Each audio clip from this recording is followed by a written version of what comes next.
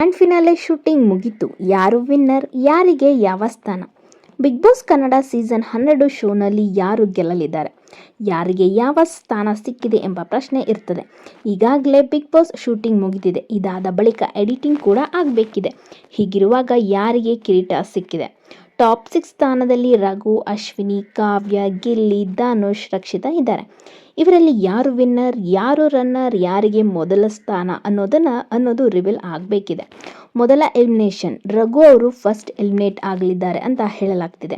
ರಘು ಅವರು big boss ಮನೆಯಲ್ಲಿ ಎಲ್ಲರ ಜೊತೆ ಚೆನ್ನಾಗಿದ್ರು, ಸಭ್ಯತೆಯಿಂದ ವರ್ತಿಸ್ತಿದ್ರು, ಎಲ್ಲರಿಗೂ ಅಡುಗೆ ಮಾಡಿಕೊಂಡು ಟಾಸ್ಕ್ಗಳನ್ನು ಕೂಡ ಚೆನ್ನಾಗಿ ಆಡಿದ್ರು. ಬೇರೆಯವರು ತಪ್ಪು ಮಾಡಿದಾಗ ತಪ್ಪು ಅಂತ ಕೂಡ ಹೇಳಿದ್ರು. ಅಷ್ಟೇ ಅಲ್ಲದೆ ಧ್ವನಿ ಎತ್ತುವ ಸಮಯ ಬಂದಾಗ ಧ್ವನಿ ಕೂಡ ಎತ್ತಿದ್ರು.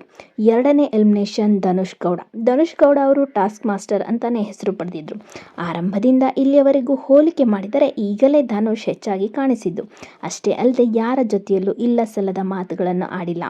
ಕಡಿಮೆ ಮಾತನಾಡಿದರೂ ಕೂಡ ಗರ್ಭಿತವಾಗಿ ಮಾತನಾಡ್ತಿದ್ರು. ಇವರು 5ನೇ ಸ್ಥಾನ ಪಡೆದಿದ್ದಾರೆ ಅಂತ ಹೇಳಲಾಗ್ತಿದೆ.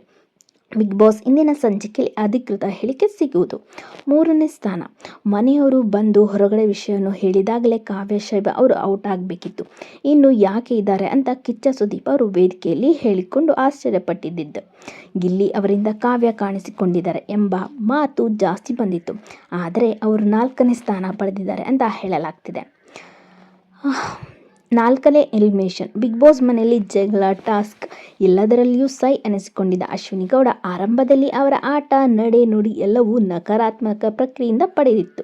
ಇವರು ಮಹಿಳಾ ಮಣಿಯಾಗಿ ಸಖತ್ ಆಗಿ ಆಟ ಆಡಿದ್ರು. ಆಮೇಲೆ ಅವರ ವರ್ತನೆ ಬೇರೆಯದೇ ಆಯಿತು. ಇವರು 3ನೇ ಸ್ಥಾನ ಪಡೆಯಲಿದ್ದಾರೆ ಅಂತ ಹೇಳಲಾಗ್ತಿದೆ. ಸೊ ವಿನ್ನರ್ ಯಾರು? ಬಹುತೇಕರು ಹೇಳುವಂತೆ ಬಹುತೇಕರ ಇಚ್ಛೆಯಂತೆ ಗಿಲ್ಲಿ ನಟ ಅವರ ವಿನ್ನರ್ ಅಂತ ಹೇಳಲಾಗ್ತಿದೆ. ಅಂದ ಹಾಗೆ ರಕ್ಷಿತಾ ಶೆಟ್ಟಿ ಅವರು ರನ್ನರ್ ಅಂತೆ. ಗೆದ್ದವರಿಗೆ 50 ಲಕ್ಷ ರೂಪಾಯಿ ಕ್ಯಾಶ್ ಮತ್ತು 1 ಕಾರು ಸೇರಿದಂತೆ ಇನ್ನಿತರ ಪ್ರೈಸ್ ಕೂಡ ಕೊಡ್ತಿದ್ದಾರೆ. ಸೊ ಫಿನಾಲೆ ಮುಗ್ದಿದೆ. ಜಸ್ಟ್ ಅದು ಎಪಿಸೋಡಲ್ಲಿ ಟೆಲಿಕಾಸ್ಟ್ ಆಗಬೇಕು. ವಿನ್ನರ್ ಗಿಲ್ಲಿ ಅಂತ ಹೇಳಲಾಗ್ತಿದೆ, ರನ್ನರ್ ರಕ್ಷಿತಾ ಅಂತ ಹೇಳಲಾಗ್ತಿದೆ. ಇದೇ ನಿಜ ಆಗಲಿ ಅಂತ ನಾವು ಅಂದ್ಕೊಳ್ಳೋಣ. ನೋಡೋಣ, ಇನ್ನು ಕೆಲವೇ ಕ್ಷಣಗಳಲ್ಲಿ ಫಿನಾಲೆ ಎಪಿಸೋಡ್ ಸ್ಟಾರ್ಟ್ ಆಗುತ್ತೆ. ಅಫಿಷಿಯಲ್ ಆಗಿ ಅನೌನ್ಸ್ಮೆಂಟ್ ಆಗುತ್ತೆ.